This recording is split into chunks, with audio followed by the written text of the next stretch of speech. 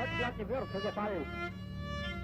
Und ich glaube nicht, dass die Gegner, die damals gedacht haben, heute Ende haben.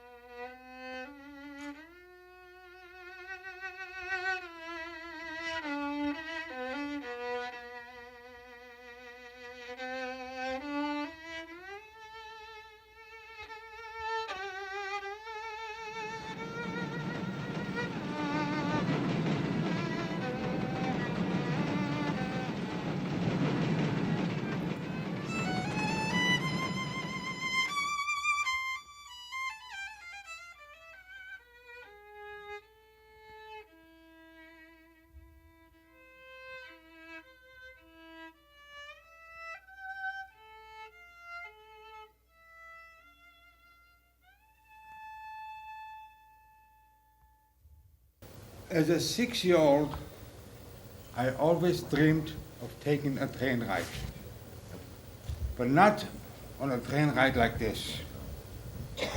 I still remember the day when the Nazis took my mother and me from our home and marched us to the train. We could take nothing with us except the clothes on our back, and we were marked with the Star of David. They crammed us like sardines into cattle cars. The trip took 2 days and there was no food. Cars had no ventilation, they had no windows, and it stunk as we stood in our own excrement. There were bodies all over the floor, and I clung to my mom as I was afraid. While the train made several stops, the doors were never opened. All I could hear was the sound of angry dogs and Nazis. Finally, the doors opened. Soldiers separated men from women and children. I was scared and I clung to my mom. They marched us to primitive barracks. I shared a bunk with my mom. We had soup and bread, but were still hungry. I scavenged the garbage cans, and whenever I could, I would find a way to bring extra bread to my barracks. I would routinely hear gunshots and see soldiers beating prisoners. I shook. One day my mom told me that the guards would take me for a ride in their big trucks. Little did I know that I would never see my mom again. I would later understand that my mom made sacrifices to the soldiers to enable my escape. My journey to freedom began. I was dropped off at a French orphanage and was embraced by the nuns. I was in the orphanage for 4 years, but I was unsafe because I was circumcised and an easy target for the Nazis, who searched the orphanage routinely and looking for Jewish boys. The converging of the French resistance and the Swiss underground took me by foot over the Alps into Switzerland. I vividly recall being scared when we came upon some soldiers. Thankfully, they were Swiss border patrols, and we were free. I spent the next 2 years in Catholic and Jewish orphanages. The Red Cross informed me that my mom was gassed in Auschwitz. I was now alone. They found an aunt and uncle in New York who emigrated before the war, who would take me in. In 1946, I sailed solo on the SS Brazil, where I had my first taste of capitalism. I received 25 cents from someone for guarding his deck chair while they went to lunch. I was rich. I will never forget the sight of the Statue of Liberty when we sailed into New York Harbor. Despite all the evil at Goethe, there was good in many people.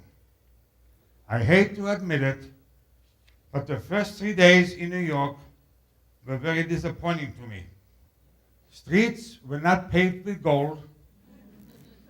All houses were not skyscrapers. And my uncle had to go to work.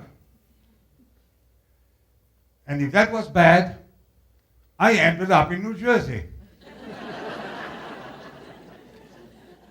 My cultural initiation was interesting. At school, classmates taught me English, or so I thought. As it turned out, I was cursing teachers. And I quickly became acquainted with the superintendent of schools. Eventually, I turned my accent into an asset. I became a chick magnet. Shortly after graduation, I was drafted into the U.S. Army. A year later, I became a U.S. citizen. Given my command of 3 languages, the Army sent me to Germany. I found it ironic to be awarded the German Occupation Medal, essentially occupying my own country. People wondered if I was upset to go back to Germany. I was not.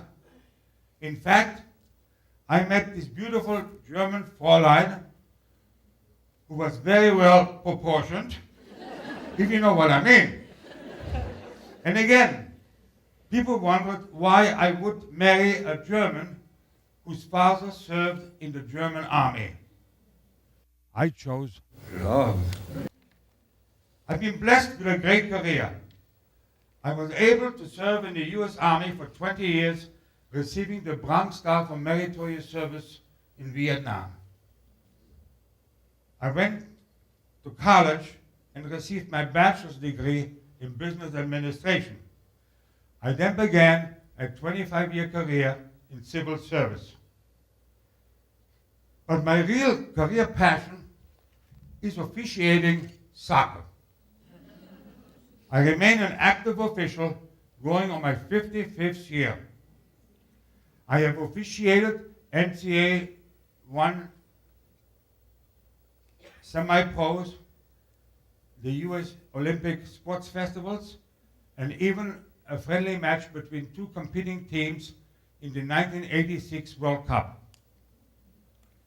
I am the only referee who has red-carded a sitting U.S. president. Bush 41. I ejected. While I have enjoyed my career, nothing has brought me more joy than my family. I had a terrible beginning, but I chose hope and despair over despair. Out of the hope, my family was birthed. You know that German Fräulein I mentioned? We were married for 50 years. She was the jewel of my life. I even re-enlisted for her so that we could spend our life together. I received a $300 bonus, which I promptly turned over to her mother as a dowry. The fruit of our love resulted in 7 children, all of whom college graduates, impacting the world around them. These magnificent 7 produced 15 grandchildren and 1 great-grandchild as of now. Now you know why I am sharing with you today. None of this could have happened without convergence. Listen, it comes down to 3 things for me. Good over evil. In the midst of evil, good people took action. French and Swiss resistance risked their lives. Catholic nuns who hid me at peril to themselves. And yes, even soldiers who enabled my escape. Love over hate. I could have hated. I could have been bitter. Everyone would understand. Well-meaning friends ask me why I keep going back. I chose to love lest I become imprisoned again. Hope and despair. I decided no excuses. My life was worth something and had purpose. I would give back to my adopted country, the USA. I would make something of myself. I am not a victim, nor are you. There is hope in all circumstances.